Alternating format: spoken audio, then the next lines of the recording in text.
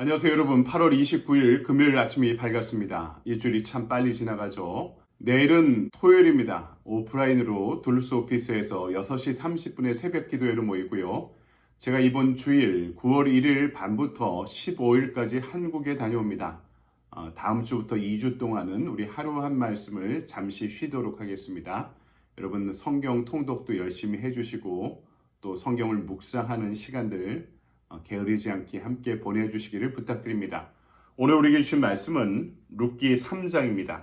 7절부터 13절까지의 말씀을 제가 봉독해 드리도록 하겠습니다. 보아스가 먹고 마시고 마음이 즐거워 가서 곡식단 더미의 끝에 눕는지라. 룻이 가만히 가서 그의 발치 이불을 들고 거기 누웠더라. 밤중에 그가 놀라 몸을 돌이켜 본즉 한 여인이 자기 발치에 누워 있는지라. 이르되 내가 누구냐 하니 대답하되 나는 당신의 여종 루시오니 당신의 옷자락을 펴 당신의 여종을 덮으소서. 이는 당신이 기업을 물을 자가 됨이니이다 하니 그가 이르되 내 딸아 여호와께서 내게 복 주시기를 원하노라. 내가 가난하던 부하건 젊은 자를 따르지 아니하였으니 내가 베푼 인애가 처음보다 나중이 더하도다. 그리고 이제 내 딸아 두려워하지 말라. 내가 내 말대로 내게 다 행하리라. 내가 현숙한 여자인 줄을 나의 성읍 백성이 다 아느니라. 참으로 나는 기업을 물을 자이나 기업 물을 자로서 나보다 더 가까운 사람이 있으니 이 밤에 여기서 머무르라. 아침에 그가 기업 물을 자의 책임을 내게 이행하려 하면 좋으니 그가 그 기업 물을 자의 책임을 행할 것이니라. 만일 그가 기업 물을 자의 책임을 내게 이행하기를 기뻐하지 아니하면 여호와께서 살아계심을 두고 맹세하노니 내가 기업 물을 자의 책임을 내게 이행하리라. 아침까지 누워 있을지니라 하는지라. 아멘. 주님의 말씀입니다. 주님께 감사드립니다. 이 아침에 우리에게 주신 말씀 가지고 누가 기업을 물을 자인가 라는 제목으로 말씀을 증거하도록 하겠습니다. 여러분 현대판 개미와 배짱이의 이야기를 들어보셨습니까? 개미는요 여름 내내 열심히 일했습니다. 너무 고생을 많이 한 거죠. 그래서 신경통, 관절염, 허리디스크에 또 영양실조로 고생만 했던 거죠. 겨우내 추운 날씨에 병원 다니느라 너무나 힘들었다고 합니다. 반면에 여름 내내 기타만 치고 노래만 부르고 놀던 배짱이는요 연예기획사의 눈에 띄어서 가을에 발표한 음반이 히트를 쳐서 엄청 떵떵거리며 돈을 많이 벌고 사는 유명 인사가 되었다는 이야기입니다. 젊은이들이 좋아할 만한 개미와 배짱이 이야기이죠. 그렇게 본다면 우리는 배짱이 같아 보입니다. 내 능력으로 구원받아 떵떵거리며 사는 것이 아니기 때문이죠. 우리 입장에서 쉬운 것처럼 보이지만 하나님의 입장에서는 엄청난 대가를 치른 일인 것이죠. 바로 예수 그리스도의 십자가의 죽음을 통해 우리를 있는 그대로 받아들여 주신 그 사랑 안에서 우리는 구원받은 하나님의 자녀가 되었던 것이죠. 하나님의 사람으로 배짱이처럼 살 수 있는 존재가 되었다는 것입니다. 오늘 룻기의 말씀도요. 이방인조차 하나님의 은혜로 받아들여져 복받은 자가 될 수 있다는 사실을 우리에게 알려주고 있습니다. 오늘 말씀 먼저 우리의 기업 물을 자가 누구인지를 묻고 있습니다. 이스라엘은 하나님으로부터 각 지파에 고유하게 분배된 땅이 있고 자산이 있습니다. 그 소유자가 죽으면 그 가족들이 자녀들이 물려받는 것이 정상입니다. 남의 것으로 그것이 같다 하더라도 돈을 치르고 반드시 가져와야 됩니다. 희년이 되면 원주인에게 돌아가게 되어 있었지만 그 전이라도 자격이 있는 사람이 찾아와야 했습니다. 그 중에서도 고엘 제도라는 것이 있었는데요. 형이 결혼을 하고 자녀를 낳지 못한 상태에서 사망하면은요, 그 밑에 있는 동생이 형수를 아내로 삼아야 됩니다. 그리하여 거기서 태어난 첫 번째 아들을 형의 호적에 입양시켜서요, 형의 기업을 계속 이어가게 만들게 했던 것이죠. 그래서 기업 물을 자가 누구인가라는 것이 매우 중요한 것이었죠. 형이나 동생이 없으면 가장 가까운 친척이 기업을 물게 되어 있었습니다. 오늘 봉독한 이 말씀에 보아스도요, 룻의 기업을 물을 자였습니다. 룻의 남편도 시동생도 다 죽었기 때문이죠. 그래서 룻이 용기를 내어 시어머니가 명한 일을 합니다. 타작마당에 보아스가 잠들었을 때 한밤중에 그 발치에 이불을 들고 들어갑니다. 이 말은요, 잠자리를 같이 하자는 것입니다. 그러자 보아스가 깜짝 놀라죠. 구절을 보면 이 룻이 또 얼마나 발칙하고 담대합니까? 이르되 내가 누구냐 하니 대답하되 나는 당신의 여종 룻이오니 당신의 옷자락을 펴 당신의 여종을 덮으소서. 이는 당신이 기업을 물을 자가 됨이니이다 하니 내 남편의 나의 기업을 물을 자가 바로 당신이다. 그러니까 나를 책임져라. 이런 요구였던 것입니다. 여러분, 교회는 전통적으로 이 말씀을 영적으로 은유적으로 해석해 왔습니다. 바로 우리의 신랑 되신 예수님께서 우리의 인생을, 우리의 역사를, 우리의 기업을 책임지신다는 것이죠. 그분이 내 인생을 자유케 하시고 나를 영적인 가난함에서 해방시켜 부욕케 하신 분이심을 믿습니다.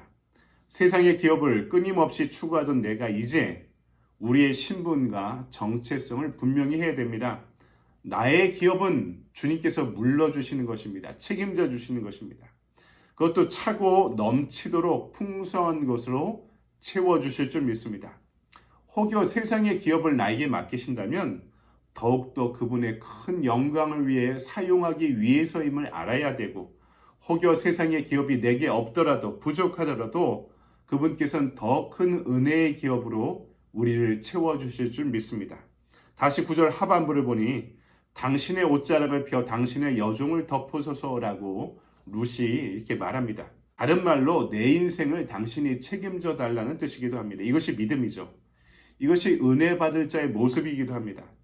사실 보아스에게는 기업 물을 책임이 있기는 했지만 그보다 더 가까운 사람이, 친척이 있었습니다. 그래서 보아스는 그 책임을 피하고 떠넘길 수도 있었습니다. 그러나 그는 자기에게 그 책임을 오면 기꺼이 감당하겠다 이렇게 다짐하죠. 어떻게 보아스가 이런 마음을 갖게 되었을까? 물론 룻이 이성적으로 마음에 들었기 때문이겠죠. 하지만 보아스는요, 룻이 갖고 있는 그 현숙함과 지혜, 시어머니를 향한 성실한 그 마음과 하나님을 향한 믿음을 보았습니다. 그리고 그녀의 용기를, 주도적인 용기를 보았던 것이죠. 13절을 보니까 보아스가 룻의 용기와 믿음을 보고 그녀를 책임지겠다 하나님 앞에 맹세합니다. 여러분, 예수님께서도 우리에게 이런 다짐을 하셨습니다. 십자가에 달려 마지막으로 돌아가실 때 다 이루었다 이렇게 말씀하셨죠. 다른 표현으로는 다 갚았다는 뜻입니다. 우리 예수님은 우리를 위해 당신의 목숨을 우리의 죄값으로 내놓으시고 우리를 살리셨습니다. 그리고 우리가 져야 될 죄의 책임을 당신이 직접 지신 것이죠. 그래서 우리의 기업을 완전히 회복시켜 주신 것입니다. 그 믿음 안에 우리의 인생을 세우고 우리 인생과 역사와 기업을 세워갈 수 있는 저와 여러분의 하루가 되길 바랍니다. 두 번째, 그분은 또 우리의 삶을 채워주시는 분입니다. 룻은요, 새벽까지 보아스의 발치에 누워서 이불 속에 있었습니다. 그런데도 보아스가 그녀를 손대지 않죠. 왜? 자신의 정욕을 절제할 수 있는 성숙한 인격의 사람이었기 때문입니다. 그리고 새벽녘에 사람들이 알아보기 힘들 때 그녀를 돌려보냅니다. 자신은 떳떳하지만 사람들 앞에 오해 살 만한 일을 하지 않았던 것이죠. 그리고 룻이 일어나 돌아가려고 할 때 그냥 보내지 않습니다. 우리가 읽지 않았지만 15절을 보니까 보아스가 이르되 내 겉옷을 가져다가 그것을 펴서 잡으라 하며 그것을 펴서 잡으니 보리를 6번 대어 룻에게 지워주고 성읍으로 들어가니라 이렇게 말씀하고 있습니다. 룻의 치마 겉옷을 펴서 보리를 6번 대어 지어 보내주었다. 무슨 뜻입니까? 룻이 내 삶을 책임져 달라니까 이것을 주면서 너의 삶은 내가 책임져 주겠다. 그러니 걱정하지 말아라는 뜻입니다. 시어머니 나오미와 룻의 필요를 책임져 주겠다라는 책임의식을 갖고 있었던 것이죠. 보아스는 룻을 절대로 가벼운 여자로 보지 않았습니다. 이방 여인이고 남편이 없는 여인이라 가볍게 대하지 않았습니다. 오히려 그녀가 지닌 믿음과 인격을 존중해 주었던 것입니다. 성도 여러분, 하나님도 마찬가지십니다. 주님은 우리의 필요를 아십니다. 그래서 우리가 감당하기 힘들 정도로 차고 넘치도록 우리의 필요를 채워주십니다. 출애굽기 14장 14절을 보면 여호와께서 너희를 위하여 싸우시리니 너희는 가만히 있을지니라 이렇게 말씀하고 있습니다. 여러분 따라해 봅시다. 여호와께서 너희를 위하여 싸우시리니 너희는 가만히 있을지니라. 하나님께서 우리에게 때로 가만히 있어라 말씀하십니다. 기다리라. 가만히 기다리라. 하지만 우리는 기다리지 못하고 조급해 안달을 내며 내가 선택하고 결정하다가 항상 실수하고 실패하게 됩니다.